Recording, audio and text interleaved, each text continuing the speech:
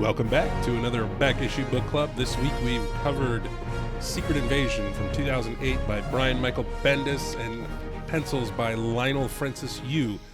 And look at that, you got a slab for those who are watching. Yes, this is actually the 1 in 25 Niven cover. Oh, cool. Very nice.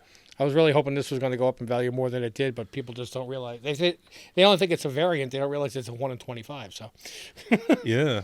You can get the cover A for about the same price as the 1 in 25. It's like we always talked about on the New Comic Book Day and stuff, like ratios are a weird beast.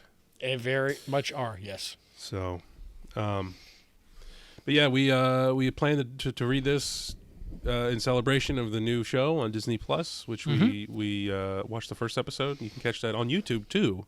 Yeah, we did a reaction video on that and a full watch along for our Patreon members. Yeah. So we've got the first episode in the can for that, and now we're going to talk about the series that it was, I guess, based off of. Well, from what I've seen so far, the first episode of Secret Invasion of the TV show, I think the only thing it really shares is the title. Yeah, that's why I kind of said it that way. Let's see here. It wasn't particularly. Let's see. I'm trying to think where I had a little bit of trouble every now and again deciphering what was happening on panels. Did you deal with that too? Absolutely. And it seemed, I'm like, all right, so what's going on here? I don't get it. Yeah. And Oh, go ahead. I was going to say, the only thing that really kept it clear for me is the full one-page synopsis at the beginning of every book, which I never read. That's so funny because I read every one for this. I was like, because I know I missed something, so I'm reading them every time, and every time the first half is almost identical. It's changed a little bit. Yes. And then that's so funny, man. I mean, I read that like, all right, so what happened? Wait, what just happened? I don't get it. Oh, well, here's a breakdown. Oh, so that's what I just read. I didn't get it. Yeah, there was a whole sequence in one of the middle books where I guess Wasp is small and approaching an enemy, and like there's a bunch of panels, and she says, "Oh shit," and I don't know, something happens. I couldn't tell. I couldn't tell what was going on. But that's the end panels of. Are you talking about where she gets bigger and turns into the bomb? No, not quite there. Yeah, there's a lot of oh shit moments though that don't seem to pay off. Right. I mean, what did anybody decide? Okay, is there going to be a separate story where Luke Cage and Jessica Jones are going to look for the kid? Yeah, there's that. They got the baby. Okay, that's the end of that part of it. What? Also, can she fly? Jessica Jones? I thought she was like an earthbound, super strong person, like Luke Cage kind of thing. Yeah, exactly. But she definitely flew away, right? Either that or she jumped really high. She did an original Superman, able to lift tall buildings in a single bound. Right. Wow. Okay. Man, I'm so happy we're connecting on this. I was a little bit worried. Lionel Francis Yu is a horn dog. He draws these women with their asses and boobs way boom. Right in your face. Not that I mean, not complaining. Not complaining. It is just something I noticed. But I thought the art was good. Yes. And I did like the artwork, but it was the storyline itself that just it didn't pull me in. It started to at some points, and then it lost me. Then it would pull me in. Then it would lost me, and it was mainly because of confusion. Yeah, absolutely. And it's funny because when we watched the first episode of Secret Invasion on Disney Plus, one of my takes on that was it seemed to drag a little bit. You know, not terribly, but kind of like a spy thriller, slow burn. Yeah. This was the opposite, where there was just way too much going on with way too many freaking characters. Well, every book had like 3 splash pages of like all out battles, and I was just like, what is going on? And like, did we ever? I still don't know if we ever resolved whether Tony was a Skrull or not. He's not a Skrull because Reed Richards' Ray exposed everybody that was there. Yeah. That's right. So I just didn't realize that he was that weak-minded that he didn't even know who he was. So I don't know what Tony Stark's. Was he in charge of Shield? He was the leader of the Avengers at that moment. Yeah, but apparently he had done some things that alienated Cap, alienated Thor. Yeah. I know Civil War in the comics tied into this. Oh, okay. So there was a nice line where Tony runs into Nick Fury and says to Nick Fury, "You should be in prison," and Nick Fury is like, "You should too." Yep. And then he had the little tete-a-tete with Thor. Yeah, don't get it twisted. I'm here to help the Earth, but I will never work with you again. Yep. I'm like, yep. Dang, man, that's like Chris Rock and Will Smith level there, jeez. Yeah. I mean, there's no coming back from that. Keep Asgard's name out of thy fucking mouth. Yeah, so I don't know, man. This was like a sticky, tangled web, left and right and up and down. They even brought in Kazar and Shanna, and yeah, it's just like real left field stuff, man. I don't know. Well, I mean, I remember when I was reading Secret Wars, and that was, I think, 1984. Okay, yeah. And the amount of heroes that got transported and villains that got transported, I remember reading at that point going, wow, I didn't see the MCU. Marvel has a lot of characters. If you put them all in one place, you get to see them. This actually just exposed to me, like, at this point, they had too many. And I don't know if they got whittled down or not. Hopefully it did. But there were just too many characters. And it's different if you got like characters that make like a one-time appearance and then they fail and they're in prison and then everybody in the world forgets about it. But these are like full-fledged groups. Total oversaturation. Well, and it was weird because like you had involvement of Sue Storm and Reed Richards, but then like barely any Johnny and zero of the Thing. Yeah, until like the very, very end. I'm telling you, it's the blue one. I watched him push it. Yeah.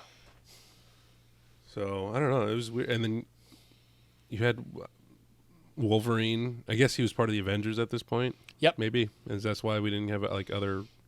I guess we had. But you had Avengers. You had New Avengers. You had Young Avengers. You had the Initiative. Yeah. They were like, I'm sure there was also West Coast Avengers, Thunderbolts, the Hood. Yeah. It was way too much. I mean, I guess they were trying to convey to you that, this is a worldwide thing and it's going to take everybody to fight it, but I don't think it was handled particularly well. I don't know. Maybe I didn't. That's not what I'm saying. I'm not saying that the Marvel Comics pulled in too many of their characters. I'm saying Marvel Comics has too many characters. Oh. I think that it's what's the new book that's out where was it 8 people get to have superpowers? Was it like the lottery or something like that, or Ambassadors? Thank you. So in that world, 8 people have superheroes. In Marvel Comics in 2008, 8 people did not have superpowers. That's what it seems like. We're gonna elect 4 people to be normal. Well, there's even a line in the book. Aren't there like 3,000 superheroes in New York City? Alone? Alone? Yeah, I forget what it was exactly, but it's something like that. So you think Marvel should just like abandon characters? Based on how many are in 2008, I don't see that many in the books these days. I wasn't reading in 2008. I had taken a hiatus. But I mean, like, what do you call it? When Wanda does her in House of X, when she does her No More Mutants, and 90% of mutants disappeared. I think that would have been like a thinning of the herd. Oh, you think And that's what they wrote that to do that culling of the herd? yeah, and maybe when everybody's a superhero.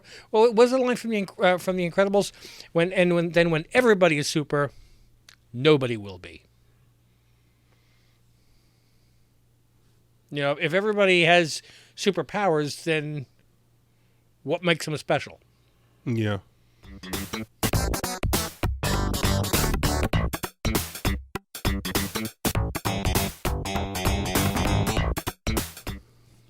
Well, I guess we get back to at this point, it's there's kind of some parallels here with Flashpoint, in that like humanity itself are the ants between the Skrulls and the supers. So I don't And know. apparently at the end they were saying that they're, even though Reed Richards and everybody's like, oh, they're lying to you, they just want to take over our planet. Apparently that was all false, that they really were there as like Jehovah's Witnesses. I don't know. That was But, another unresolved point, which maybe it got resolved in other books. I don't know. If you know, please throw it in the comments, or just let us know. We'd like to. Was there a Secret Invasion? I wonder, did they have like a 2? I'm sure it continued in other books. I will say Maria Hill was a badass in this story. The robot of Maria Hill, yeah. Yeah, that was Yeah. cool. That was kind of cool. I'm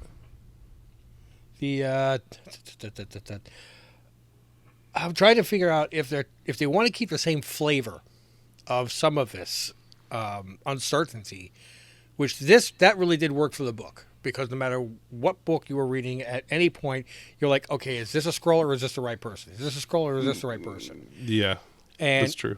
I'm sure that they want to have us hanging on the edge of our seats in the TV show, and be shocked or surprised. Like, I think that's a Skrull. Oh my God, that's a real one. And I don't want to give any spoilers for the first episode. For anybody that hasn't seen it yet, but like the very end of the episode, I was expecting a reveal, and it wasn't a reveal. So, I think that's as non-spoiler as I could say it. So far, I like the show better than this series. I think that they have a lot less characters, so they're going to be able to streamline it. They have to write it in a way that non-book readers will be able to follow it. Well, and clearly there's no Tony Stark. Yep. He was a big part of this, and I don't think there's no Jessica Drew. That's what I was wondering. Wouldn't it be? I mean, they have the rights to Luke Cage and Danny Rand and Jessica. JJ. Jessica Jones. They could pull them in even for a cameo just to get them into the MCU. Jessica Drew, I think, is still under rights of Sony because it's a Spider character, even though it's not part of the Spider Verse. True. I don't know how that's working, but it doesn't mean that they wouldn't do it with Sony's permission. Yeah. Well, yeah, I don't know if I have much more to say about it. I mean, it was all right. Switching real quick to the show. Okay. Where do you what would you consider to be like a major character that I mean, we had a couple of major things happen in the first episode, Yeah. but that's supposed to be the one to pull us in. Every one of these shows, in like the fifth episode or the last episode, they always have that what moment, Okay. And I think with this, it's going to be a reveal. I think everybody's counting on Rhodey being a Skrull. What? Yeah, I think he is. What major character, doesn't even have to be somebody that, and why, do you think will be exposed as a Skrull? Oh man, I haven't thought about this. Well, Hard. I'll give you mine while you think of yours. Okay. Shuri.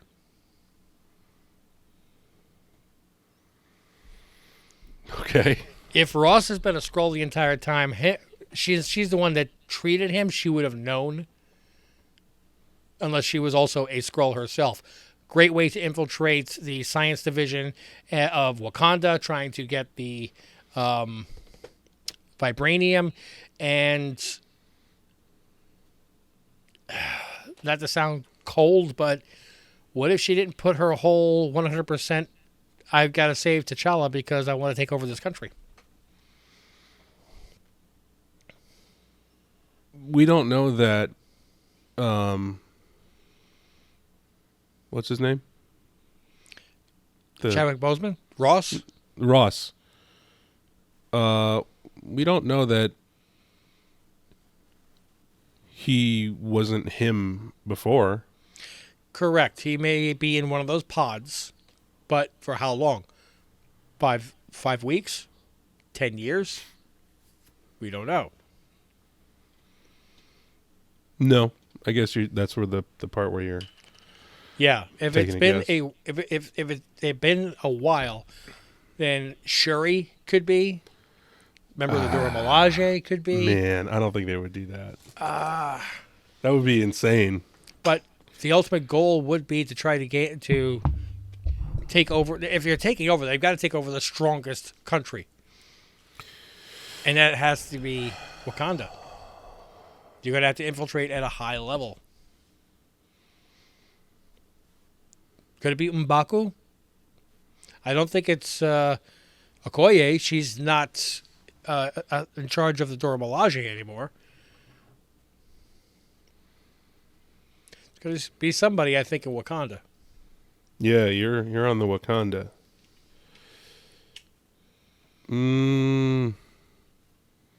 I think Kang. No, I'm kidding. I mean, I was joking the other day when I said Wong because he appears in everything. But Dude, man, I don't know. I don't have like a theory or anything like that.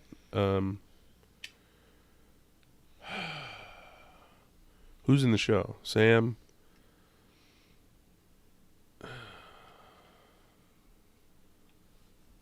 Nick Fury, Maria. Maybe Olivia Colman's character, Sonya. But would that be a major thing if it's a character that? Oh, you're talking about like earth shaking, Yeah. like whoa this whole time kind of thing. Well, I think that every one of these shows has had a whoa all this time. You got to be kidding me. Boy. Even if it's not a major reveal, every show has had that iconic moment. And I don't, as much as there was an iconic moment in episode 1, I don't think that's going to be the one. You don't have your super moment in the first episode and then go downhill from there. Yeah. I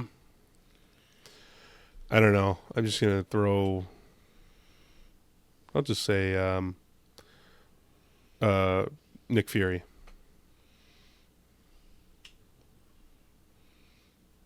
Somehow, I don't know. I mean, if he is in one of those pods and they can get him out of there, maybe he's. In the trailer for the Marvels, he looks a lot better than he does in the show. Yeah, he's pretty rough. Is Yeah, the best way I can put it. He's episode 8 Luke Skywalker in this episode. This thing. Unless he, like we're talking about, he's hamming it up for the performance. look how shitty I am these days. You don't have to worry about little old me. Yeah. It'll be J. Jonah Jameson. Oh man. Anyway, what would you give this? Due to its the way it is kind of hard to follow, and the overall gigantic size of the cast, I can't really go higher than a 6.5. Yeah. I think it was leaning towards a 7. Mm-hmm. We're in the same ballpark. We're not saying 3 and 8. Yeah. Yeah. I agree. And I mean, I feel happy that the things I felt are not just what I felt. I'm glad you felt them too. I mean, the narration that was in it, it was almost like people that were discussing it after the fact as a look back. Like, well, according to this testimony, this was an 8 issue. This is one of those ones that would have benefited by stretching the same story out to 12. Yeah, it's interesting. They only did 8. I wonder why. Maybe they needed to wrap it up to be ready for a certain storyline to take off in other comic books. Yeah. But, I mean, I did enjoy it. I thought it had a lot of interesting things. The death of Janet Van Dyne.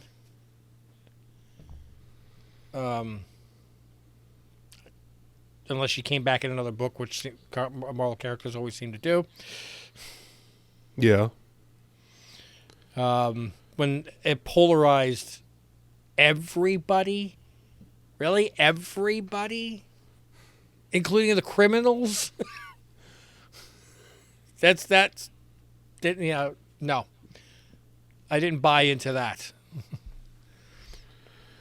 And yeah. Norman Osborn going down to the basement. Okay, so this is what we're going to do. That was like, oh, power broker. Got it. Yeah, that was interesting.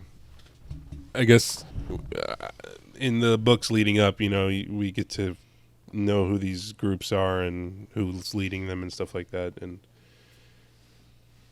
to have Norman Osborn be leading the Thunderbolts just seems random, like a different universe kind of thing. But yeah.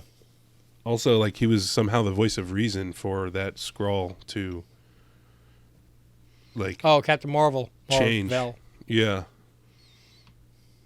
But, whatever. Yeah. Well, he does know how to get into people's heads. Yeah.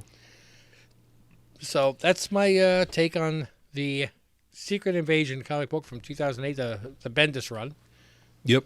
That was in the middle of, like, he was writing everything. He wrote, like, all those rereads and all that stuff. And New Avengers and Mighty Avengers, Avengers Disassembled, all this shit. Yep. He was writing like Momoko draws now. Yeah, exactly. Our next episode, we haven't figured out yet. Because we were waiting on input from our viewers about our DC. We want to read a DC book because Rich had so much fun with the last one. Yep. So we're going to surprise you. We'll surprise you again. Wow. Anything else, sir? No, that's it. Okay. Thank you guys for watching and or listening. Don't forget to rate, like, subscribe, all the things. Leave a review. Find the podcast wherever you find podcasts. And check out our Patreon, patreon.com/TeamOhana, where you get this podcast way early. And a bunch of other things like watch-alongs, exclusive movie watch-alongs, extra picks for our Remember Me videos, and free comic books. Absolutely, so, from both of us. Yep. On that note, until we see you next time, mahalo.